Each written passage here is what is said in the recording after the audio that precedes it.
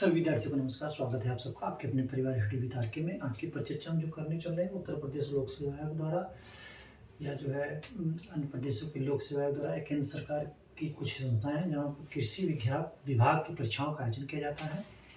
और उस कृषि विभाग के जो आयोजन में जो कृषि विज्ञान की शाखा एक मृदा विज्ञान है, उस विज्ञान से जो भी प्रश्न पूछे गए हैं उनमें से 20 से 25 क्वेश्चन को मैं आपको सॉल्व कराऊंगा। इससे आपको अंदाजा लगेगा आपको पढ़ना क्या है, क्या छोड़ना है और क्वेश्चन कहाँ से आते, कैसे घुमा फिरा करके आते। तो आप परिचर्चा में मेरे साथ अंत तक बने रहें।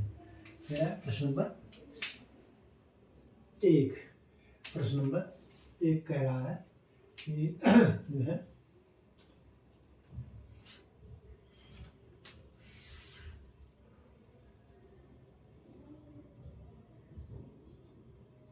कौन सा जीवाणु, क्या कह रहा है, कौन सा जीवाणु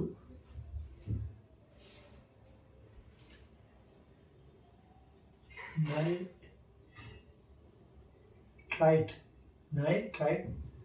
को नाइट्रेट में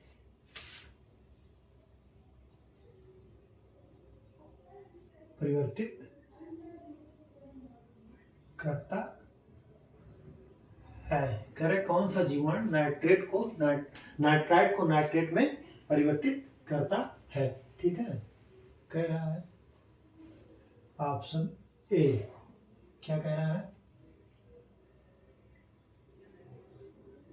एलिटोबैक्टर।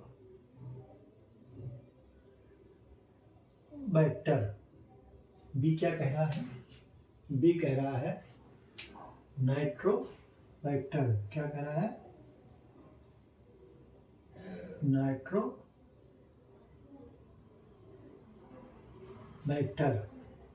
बी क्या कह रहा है, नाइट्रोबैक्टर। सी कह रहा है नाइट्रोसोमोनास।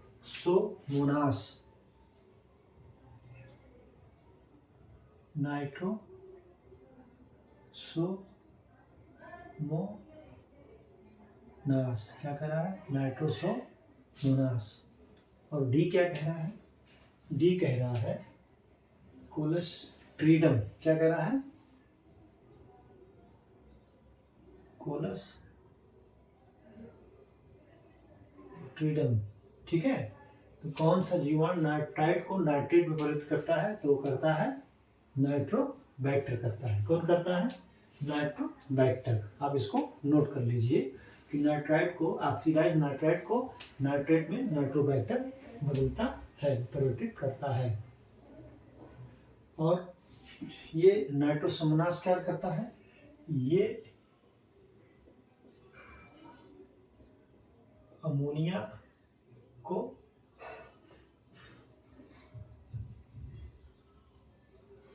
नाइट्राइट में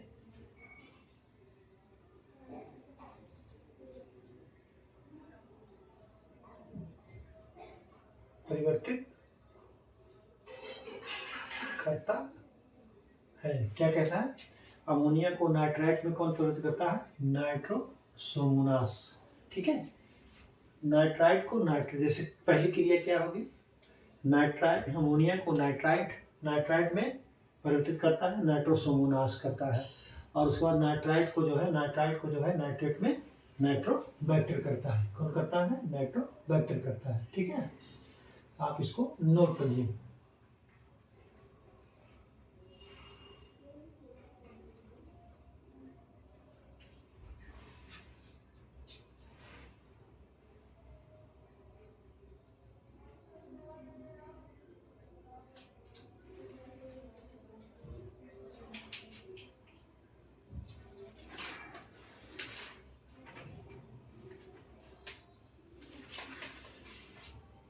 ठीक,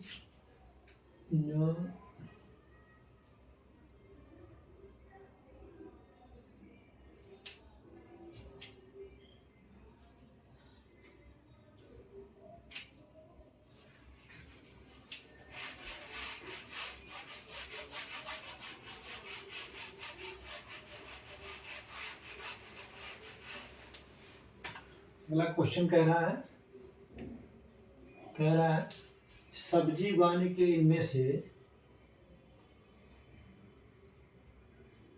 सब्जी उगाने, क्या कह रहा है, सब्जी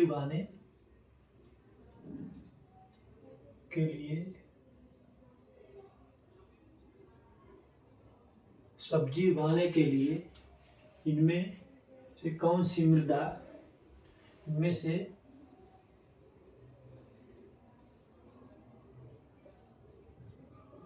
कौन सी मृदा, कह रहा है कौन सी मृदा अति उत्तम है, अति उत्तम है। ऑप्शन ए कह रहा है जो है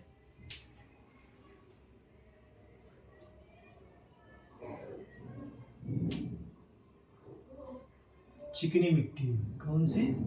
चिकनी मिट्टी। ठीक है, ऑप्शन ए क्या कह रहा है, चिकनी मिट्टी। ऑप्शन बी रेतीली मिट्टी। ऑप्शन सी क्या कह रहा है, चिकनी दोमट, चिकनी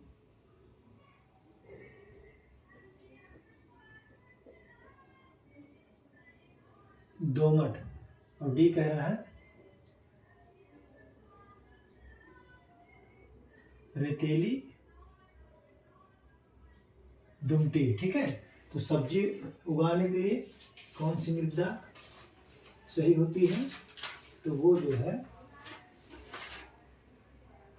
रेतीली दोमट मृदा जो है सब्जी उगाने के लिए अति उत्तम मानी गई है, होती है। ठीक है, आप इसको नोट कर लीजिए।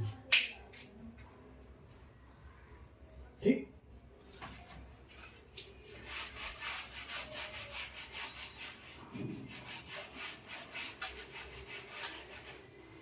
क्वेश्चन नंबर 3, इनमें से कौन सी खनिज मृदा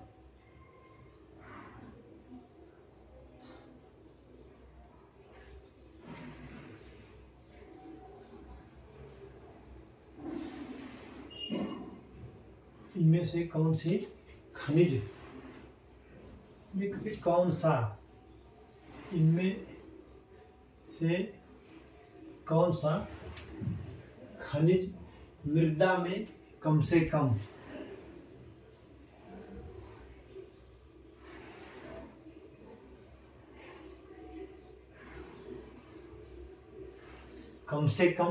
खनिज मृदा में कम से कम वायुगुणीय है।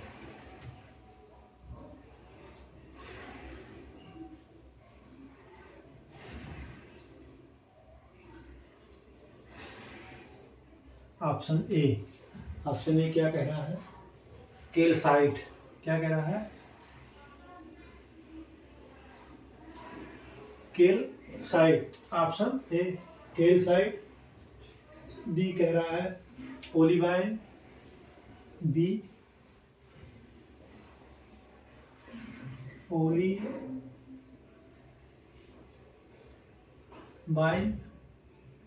ओलिवाइन। सी कह रहा है बायोटाइट।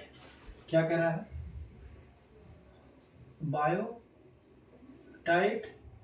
और डी कह रहा है क्या, क्वार्टज। ठीक है, कह रहा है इनमें से कौन सी खनिज मृदा में कम से कम वायुगुणीय है, तो आपका ऑप्शन क्या है, वो क्वार्टज। क्या है, क्वार्टज है। आप इसको नोट कर लीजिए। ठीक है,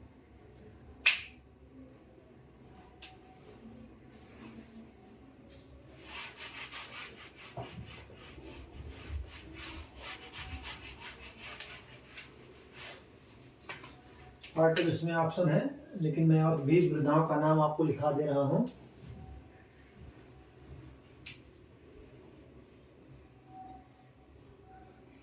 कम से कम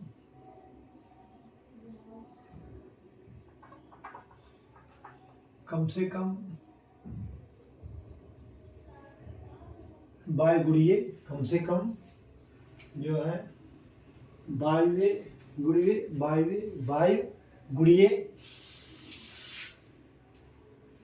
वाले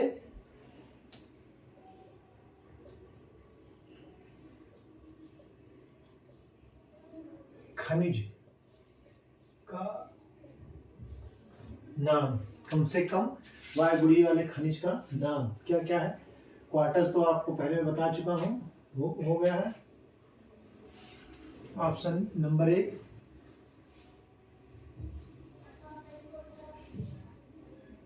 मस्कोबाइट, मस्कोबाइट हो गया। नंबर 2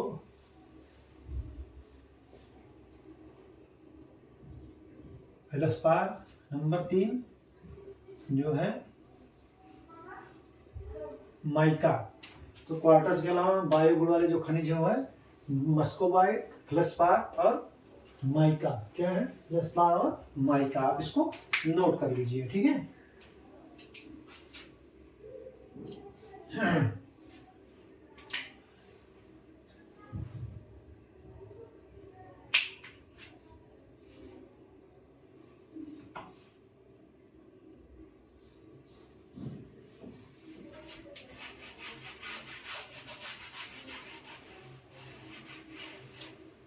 क्वेश्चन नंबर 4 क्या कह रहा है? ये जो है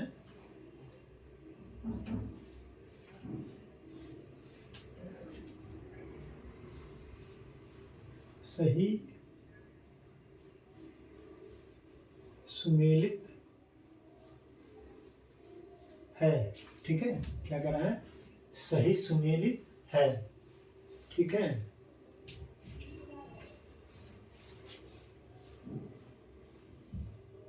सूची 1,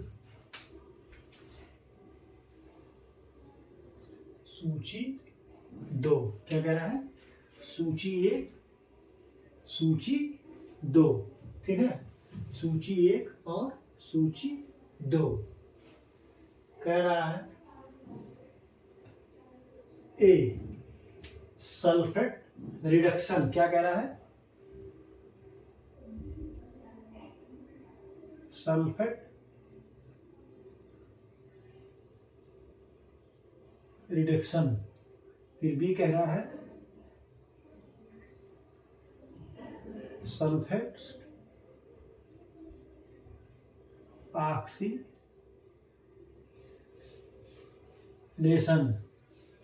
सल्फेट ऑक्सीडेशन। फिर कह रहा है नाइट्रेट ऑक्सीडेशन। क्या कह रहा है? Nitrate oxidation.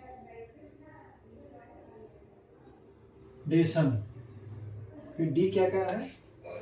डी कह रहा है नाइट्रोजन फिक्सेशन। क्या कह रहा है? Nitrogen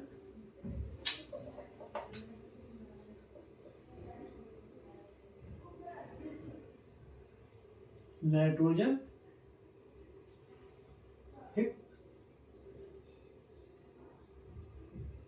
fixation. कह रहा है नाइट्रोजन फिक्सेशन।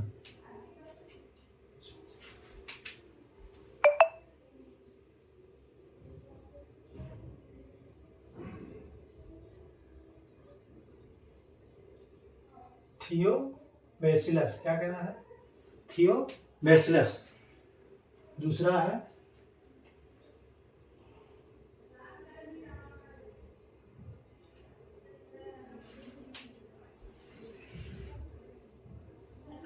डी सल्फोटो। क्या कह रहा है? D सल्फोटो McCullum. McCullum, D सल्फोटो McCullum, ठीक है। रोडो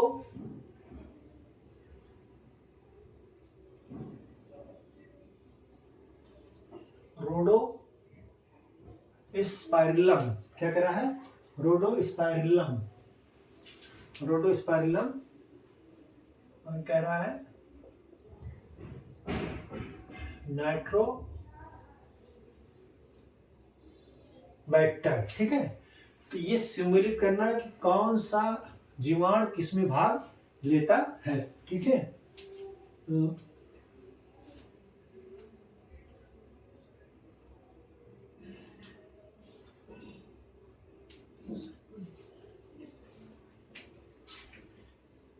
एक, दो, तीन, चार, तो सल्फेट रिडक्शन जो है डी सल्फो तो मैक्यूलम में भाग लेता है। सल्फेट ऑक्सीडेशन, सल्फेट ऑक्सीडेशन जो है थियोबैसिलस क्या करता है, थियोबैसिलस भाग लेता है। और उसके बाद नाइट्रेट ऑक्सीडेशन में जो है ये रोडोस्पाइरिलम, और नाइट्रोजन फिक्सेशन में नाइट्रोबैक्टर। ये आपका मैचिंग है, आप इसको नोट कर लीजिए। सल्फेट रिडक्शन में डी सल्फोटो मैक्यूलम, और सल्फेट ऑक्सीडेशन में थियोबैसिलस, और जो है नाइट्रेट ऑक्सीडेशन में जो है रोडोस्पाइरिलम, और नाइट्रोजन फिक्सेशन में नाइट्रोबैक्टर। आप इसको नोट कर लीजिए, ठीक है। ये सुमेलित है, ठीक।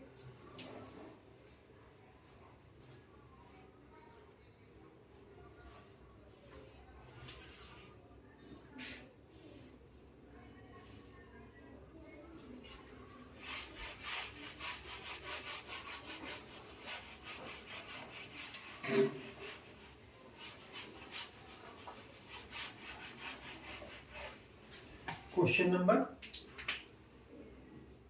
5, क्वेश्चन नंबर 5 क्या कह रहा है, एक फसल का भूमि उपयोग सूचकांक,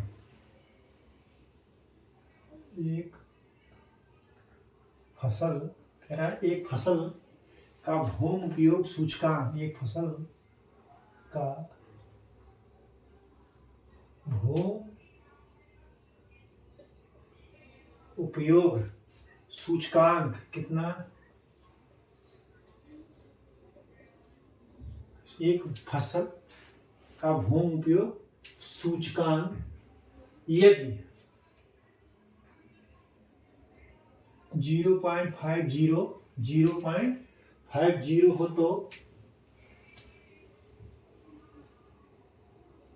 हो तो उस फसल क्या कह रहा है, उस फसल की अवधि क्या होगी, उस फसल की अवधि क्या होगी, ठीक है। उस फसल की अवधि क्या होगी, तो उस फसल की अवधि कह रहा है क्या होगी। तो option A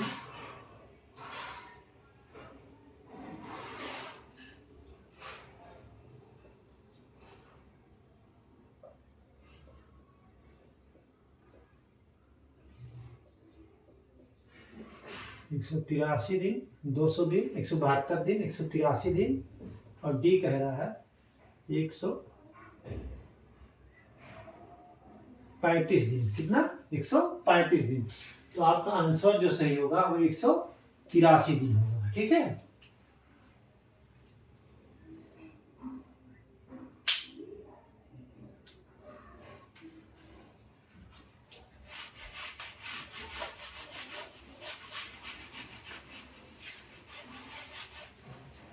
question number 6, question number 6 कह रहा है 10% लाभ प्राप्त करने के लिए 10% लाभ प्राप्त करने के लिए क्या करें, 10% लाभ प्राप्त करने के लिए जो है LER लैंड इक्विवेलेंट रेशियो, क्या है, लैंड इक्विवेलेंट रेशियो LER कितना होना चाहिए, कितना होना चाहिए, कह रहा है LER कितना होना चाहिए 10% लाभ प्राप्त करने के लिए जो है ऑप्शन ए 110, बी 0.90, सी 1.1 और डी 1। तो 10% लाभ प्राप्त करने के लिए LAR जो है 1.10 होना चाहिए। ठीक है, आप इसको नोट कर लीजिए। ठीक,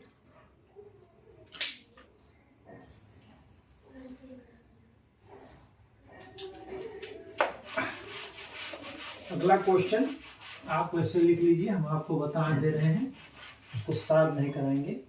तो कई बार मैंने इसको लिखा है कि जो है दियारी भूमि किसे कहते हैं।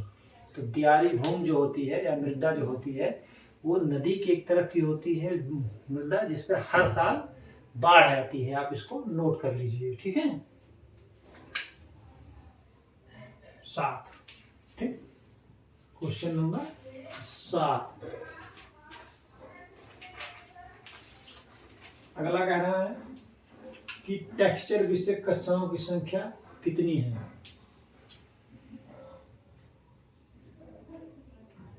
टेक्सचर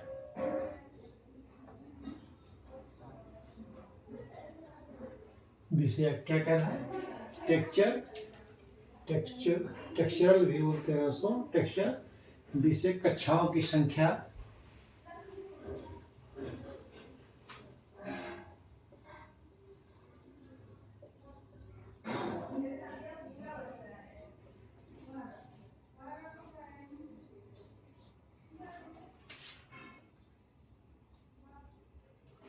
टेक्सचर विषय कक्षाओं की संख्या कितनी है या होती है? कितनी है या होती है?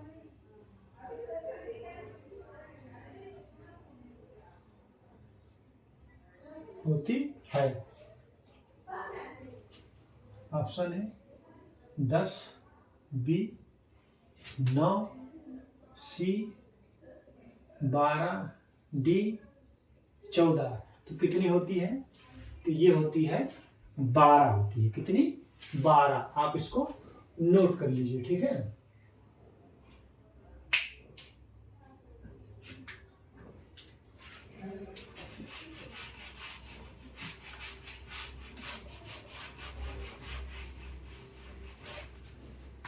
क्वेश्चन नंबर 8 कह रहा है कौन सी मृदा में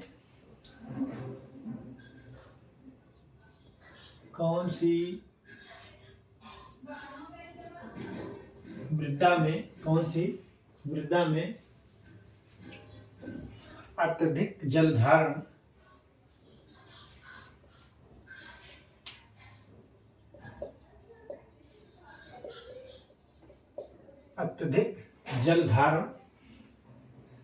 सामर्थ्य होती है या क्षमता होती है। सामर्थ्य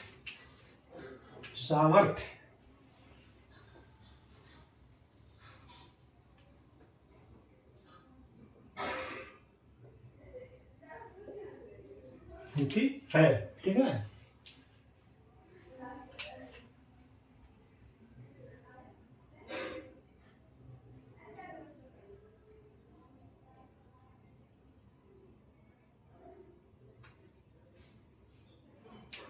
सामर्थ्य होती है।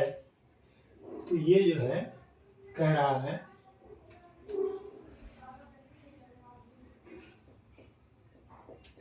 काली मृदा, लैटराइट मृदा,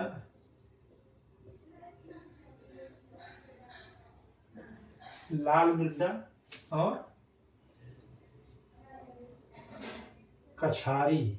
डी कह रहा है कछारी मृदा, जिसको क्या कहते हैं? कछारी मृदा। यानी तो अत्यधिक जल धारण सामर्थ्य होती है वो काली मृदा में होती है। ठीक है, ये जो है काली मृदा में ये ये नीचे जो है सबसे ज़्यादा होती है, ठीक है। और इसके सतह के ऊपर रुकने में जो है जलोढ़ मृदा, ठीक, ये जो है जलोढ़ मृदा होती है, ठीक।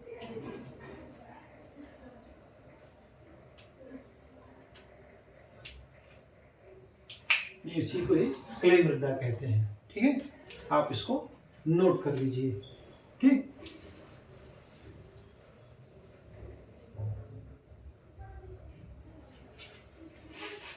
अगला क्वेश्चन बार बार पूछा जाता है, इसको आप अलग से पन्ने पे लिख लीजिएगा, ये बहुत बार पूछा गया है। कह रहा है कि अम्लीय मृदा का सुधार किससे किया जा सकता है। तो अम्लीय मृदा का सुधार चूना से, क्षारीय मृदा का सुधार जिप्सम से, लवणीय मृदा का सुधार पाइराइट से, ठीक है। आप इसको नोट कर लीजिए, ठीक। अगला क्वेश्चन पूछ रहा है कि लवणीय मृदा का सुधार किससे किया जा सकता है, तभी मैंने आपको बताया है, ठीक। इसको नोट करिए। कह रहा है बेसाल्ट का उदाहरण, बेसाल्ट का उदाहरण कौन है। कह रहा बेसाल्ट का उदाहरण कौन है, ठीक है। तो बेसाल्ट का उदाहरण कौन है। ऑप्शन ए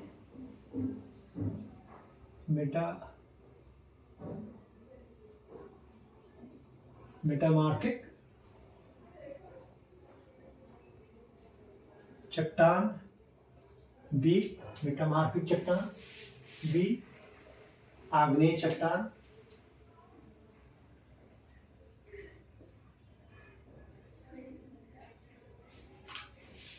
आग्नेय चट्टान, सी कह रहा है जो है सेडिमेंट्री चट्टान,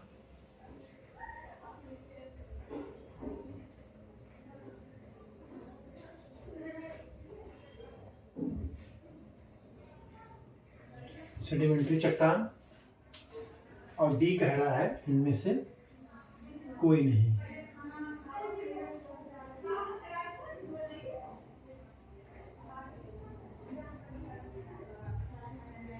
तो कह रहा बेसाल्ट का उदाहरण कौन है।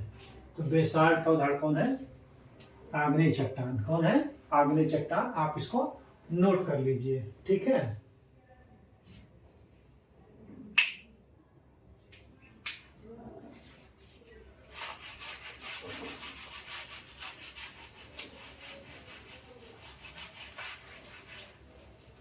क्वेश्चन नंबर 10,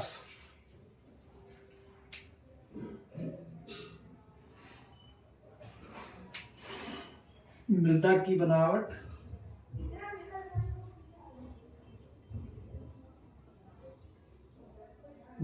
बनावट किस नियम से संभव है। किस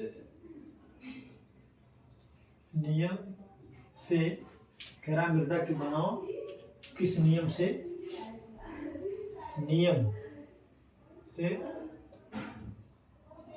संभव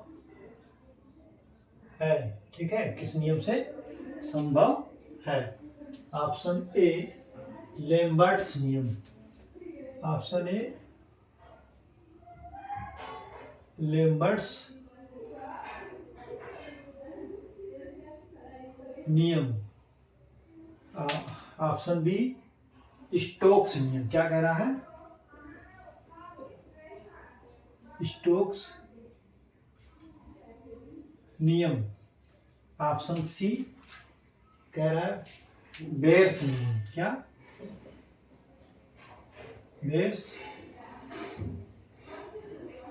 नियम। फिर ऑप्शन डी कह रहा है जो है उपयुक्त में से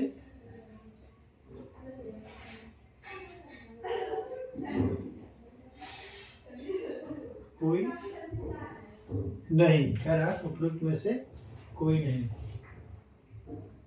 तो मृदा की बनावट किस नियम से संभव है? तो वो स्टोक्स के नियम से संभव है। आप इसको नोट कर लीजिए, ठीक है।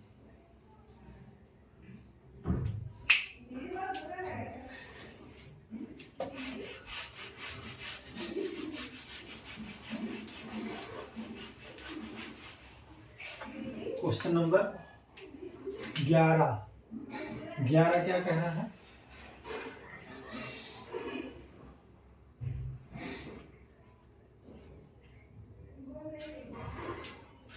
कौन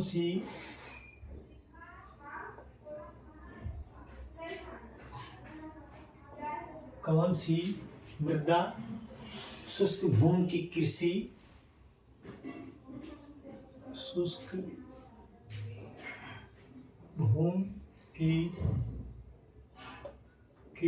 कह रहा है शुष्क भूमि की कृषि के लिए उपयुक्त है? कृषि के लिए उपयुक्त है। कौन सी मृदा शुष्क भूमि की कृषि के लिए उपयुक्त है? कह रहा है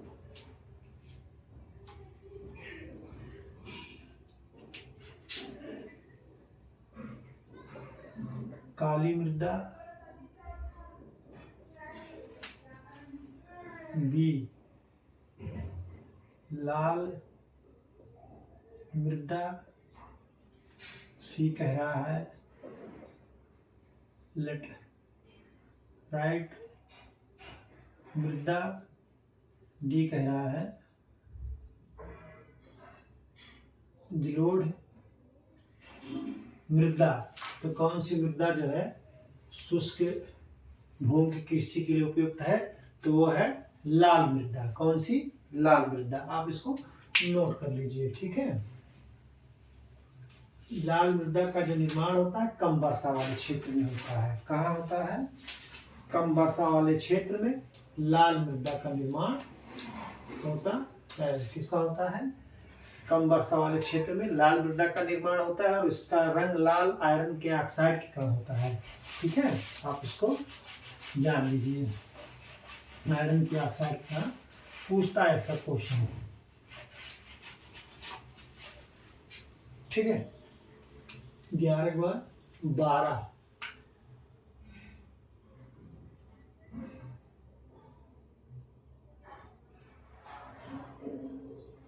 का कह रहा है कौन सी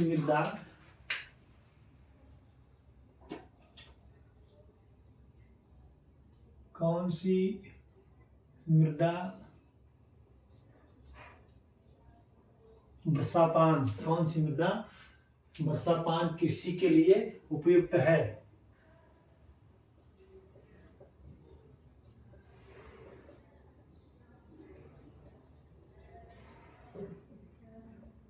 वर्षापान का मतलब रेनफेड एरिया, मतलब जहां वर्षा होती है, वर्षा के लिए। वर्षा रेनफेड एग्रीकल्चर के लिए कह रहा है कि रेनफेड एग्रीकल्चर के लिए उपयुक्त है। ऑप्शन ए लाल मृदा, बी काली मृदा, सी जो है लाल मृदा काली मृदा, सी जो है लेटराइट मृदा,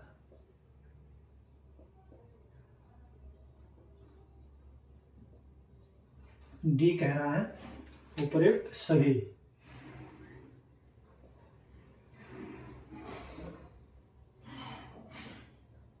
तो कौन सी मृदा वर्षापान कृषि के लिए उपयुक्त है? तो है काली मृदा, ठीक है। आप इसको नोट कर लीजिए, ठीक है।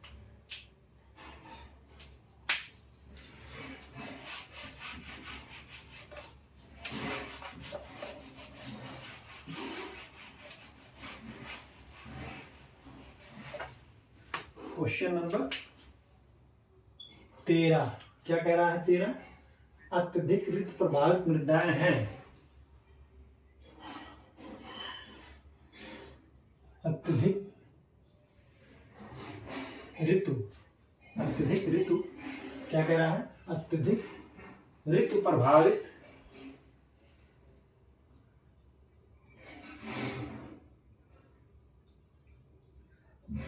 मृदाएं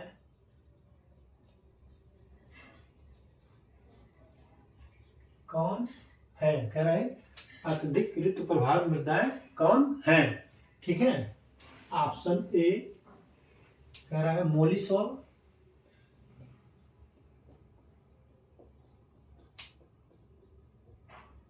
मोलिसॉल, बी कह रहा है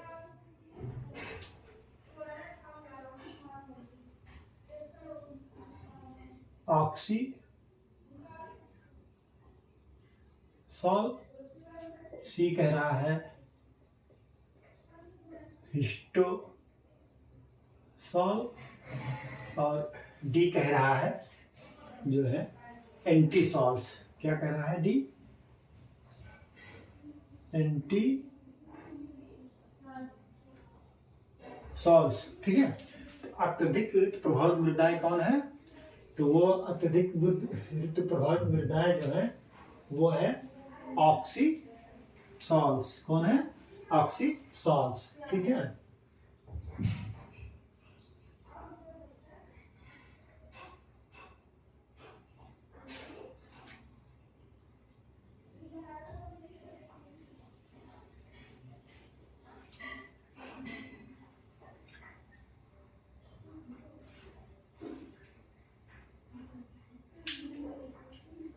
ये हिस्टोसॉल कौन सी है, ये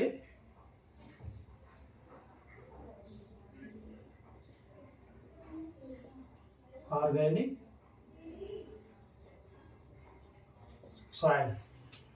हिस्टोसॉल को क्या कहते हैं, ऑर्गेनिक सॉइल, जो कि 20% से अधिक ओएम माने ऑर्गेनिक मैटर होता है। कितना होता है इसमें जो है, हिस्टोसॉल ऑर्गेनिक सॉइल है, 20% से अधिक जो है ऑर्गेनिक मटेरियल मैटर होता है। ठीक है, एंटीसॉल क्या है, रिसेंटली जो है फार्मेड, क्या है, फार्मेड जिलोड मृदा। ठीक है, रिसेंटली फार्मेड जिलोड मृदा यानी एंटीसॉल ये होती है। ठीक है, और ऑक्सीसॉल क्या है,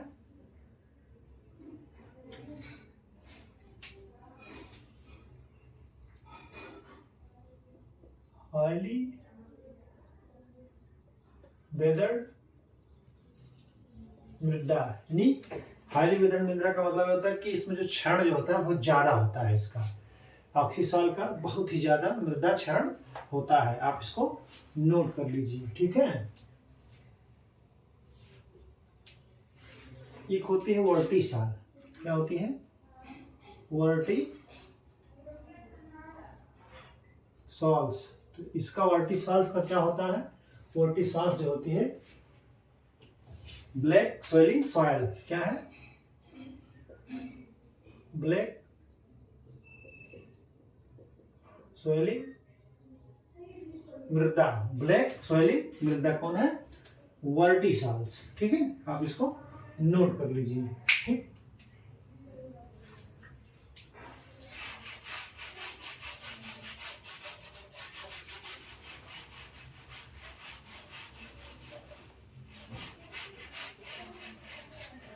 क्वेश्चन नंबर 14, क्वेश्चन नंबर 14 क्या कह रहा है,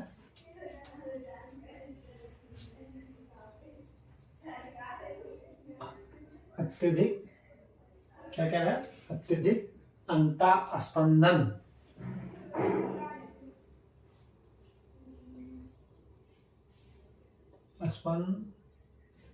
अंतः अंतः स्पंदन दर रखने वाला मृदा समूह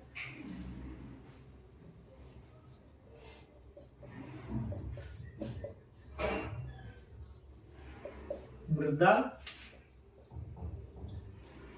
समूह कौन है? कह रहा अत्यधिक अंतः स्पंदन दर रखने वाला मृदा समूह कौन सा है? अंतः स्पंदन मतलब इनफिल्ट्रेशन, कौन सा समूह है?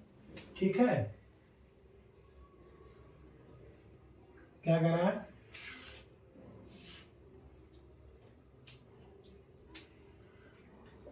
रिडी सॉल्स, बी कह रहा है वर्टी सॉल्स, सी क्या कह रहा है? अल्फीसॉल्स,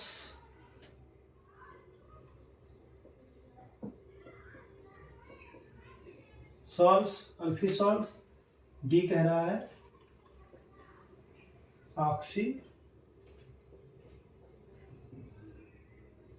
सॉल्स, क्या कह रहा है? Oxy souls. तो अत्यधिक अंधा स्पंदन दर रखने वाला मृदा समूह कौन सी है? तो वो है आपका अल्फी सॉल्स, सोल्स, अल्फी सोल्स जो है।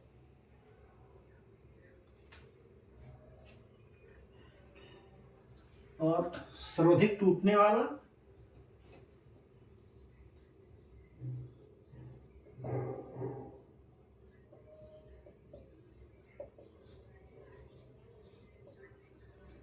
समूह है, सर्वाधिक टूटने वाला समूह कौन सा है?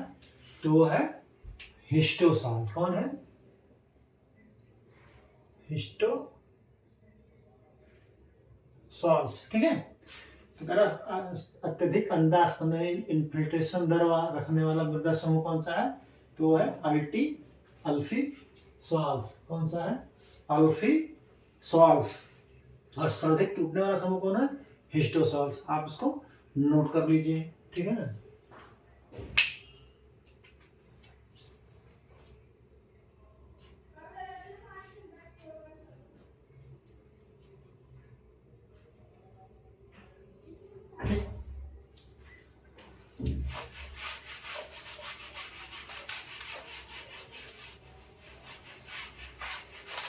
अगला क्वेश्चन कई बार पूछा गया है, आप अलग से पन्ने पर इसको लिख लीजिए, मैं इसे बोल दे रहा हूं। कह रहा है कोलियोनाइट का जो रेशियो होता है मृदा का वो कितना होता है? 1:2, 2:1 या 1:2:1। आप उसको नोट कर लीजिए, अलग से पन्ने पे आप उसको कर लीजिएगा। ठीक है, कह रहा है खनिज युक्त मृदा का CN क्या होता है? देखिए CN जो है कार्बन नाइट्रोजन रेशियो, आप उसको रट लीजिए, चाहे ह्यूमस का हो, चाहे मृदा का हो, चाहे फार्म यार्ड मैन्योर का हो या कार्बनिक पदार्थ का, किसी का भी हो, आप उसको कर लीजिए। कह रहे हैं, ठीक है, कह रहे खनिज मृदा का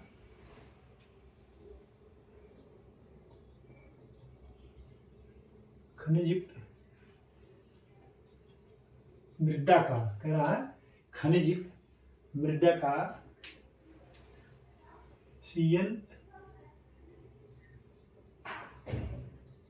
अनुपात क्या होता है? ठीक है, ऑप्शन ए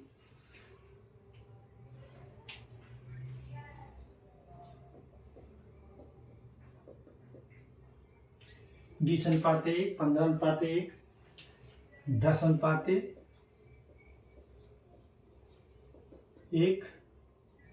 डी कह रहा है 25:1। तो ये खनिज मृदा का अनुपात क्या होता है?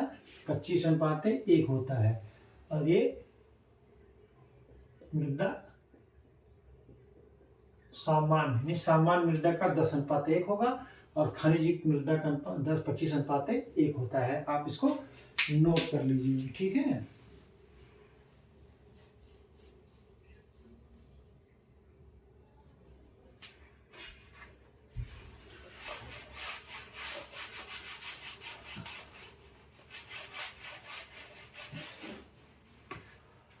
फिर अगला क्वेश्चन करता है बहुत ही महत्वपूर्ण है। फसल लॉगिंग एक प्रकार की विधि है। फसल लॉगिंग फसल लॉगिंग एक प्रकार की विधि है। क्या कर रहा है? फसल लॉगिंग एक प्रकार की विधि है जिससे क्या पता करते हैं? जिससे क्या पता करते हैं। ठीक है, कह रहा है कि फसल लॉगिंग एक प्रकार की विधि है जिससे क्या पता करते हैं। ठीक है, कह रहा है कि फसल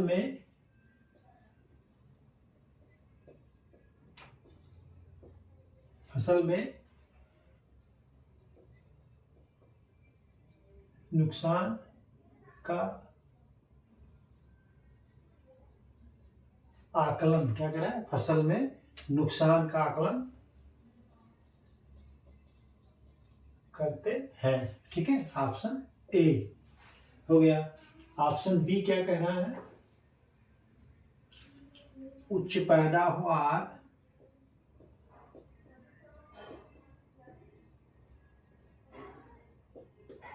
हेतु, क्या कह रहा है? उच्च पैदावार हेतु पोषक तत्व के निर्धारण की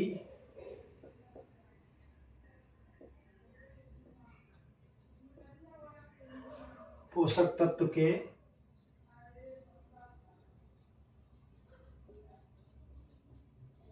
निर्धारण की विश्लेषक योजना बनाते हैं।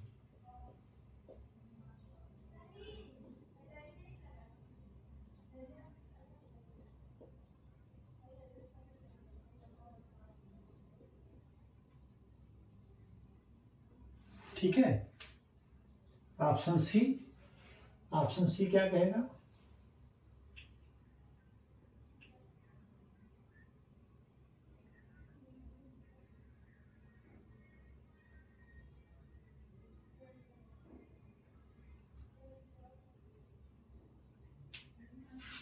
मृदा उर्वरता का मूल्यांकन करते हैं। मृदा उर्वरता का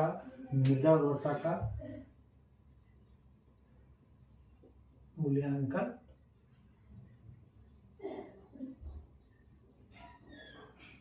करते हैं। ठीक है, मृदा उर्वरता का मूल्यांकन करते हैं।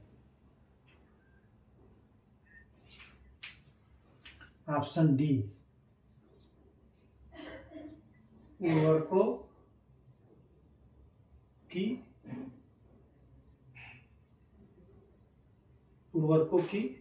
उपयुक्तता हेतु परीक्षण करते हैं। हेतु परीक्षण करते हैं। ठीक है, तो फसल लॉगिंग प्रकार की जिसमें क्या पता करते हैं? तो फसल लॉगिंग में जो है उच्च पैदावार हेतु पोषक तत्व के निर्धारण की विश्लेषण योजना बनाते हैं। ऑप्शन बी सही है। ठीक है, क्या है? ऑप्शन बी सही है। इसको नोट कर लीजिए। ठीक है,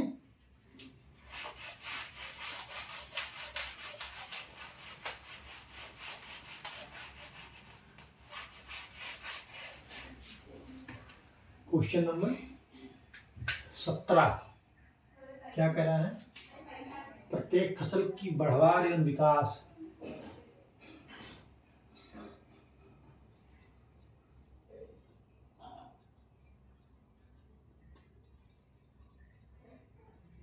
प्रत्येक फसल की बढ़वार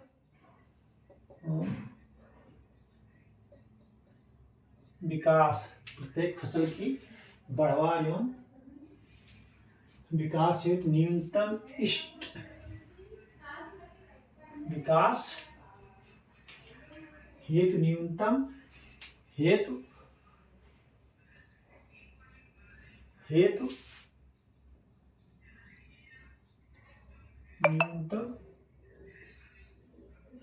इष्टतम न्यूनतम तथा इष्टतम उच्चतम, इष्टतम तथा उच्चतम तापमान निर्धारित है।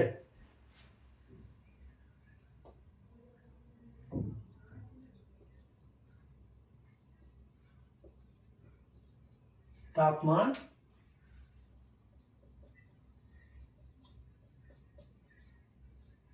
निर्धारित है, ठीक है, निर्धारित है,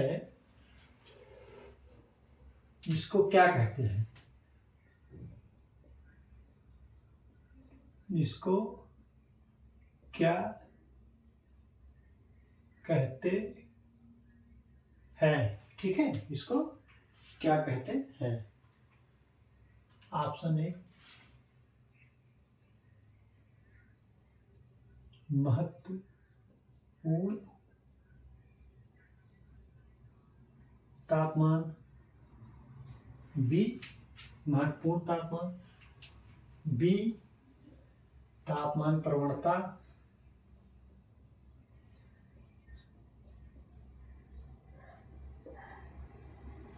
सी जरूरी तापमान, डी कह रहा दैनिक परिवर्तन तापमान।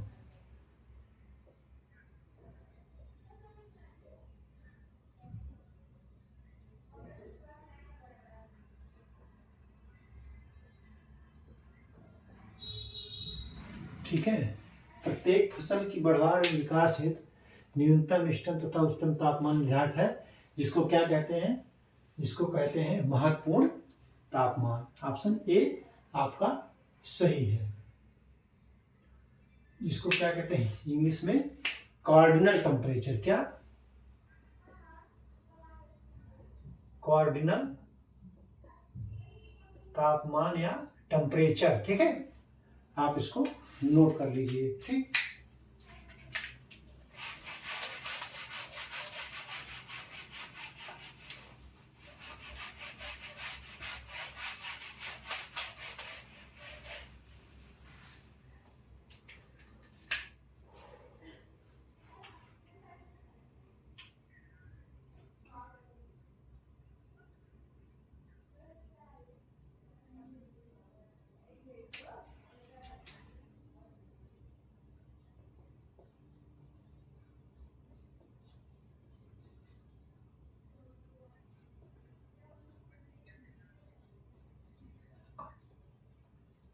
पौधों की वृद्धि के लिए मिट्टी की नमी की उपलब्धता, मिट्टी की नमी, मिट्टी की नमी की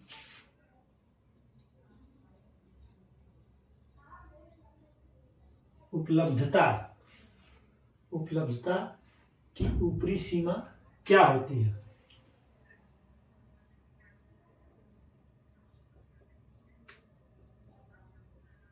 की ऊपरी सीमा क्या होती है, ऊपरी सीमा क्या होती है। ऑप्शन ए हाइग्रोस्कोपिक गुणांक,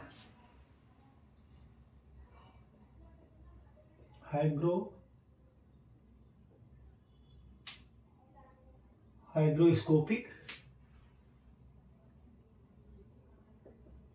गुणांक, बी क्या कह रहा है मैट्रिक सक्शन,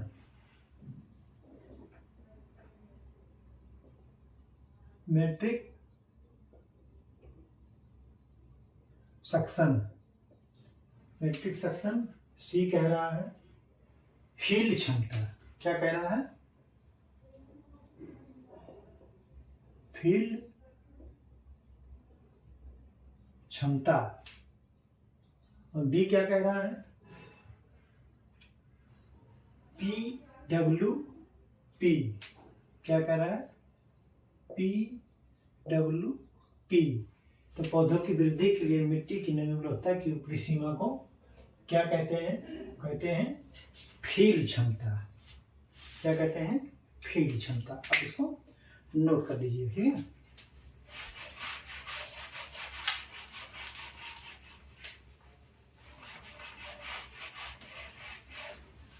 अगला क्वेश्चन नंबर 20 कह रहा है सार्वभौम मिट्टी के नुकसान, सार्वभौमिक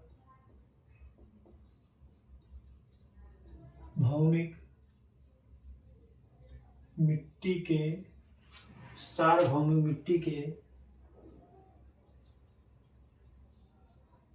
नुकसान, सार्वभौमिक मिट्टी के नुकसान समीकरण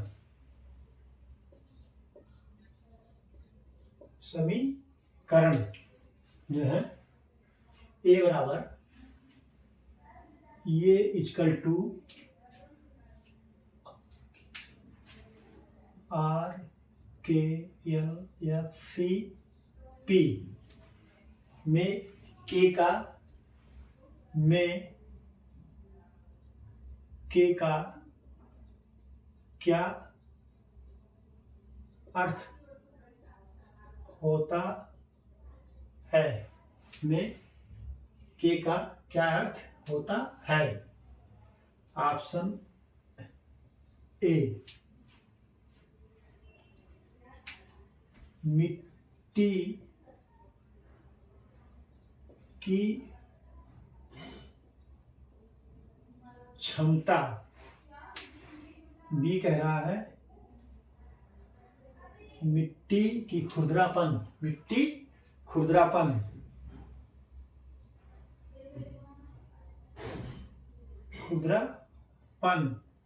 सी कह रहा है मिट्टी संरक्षण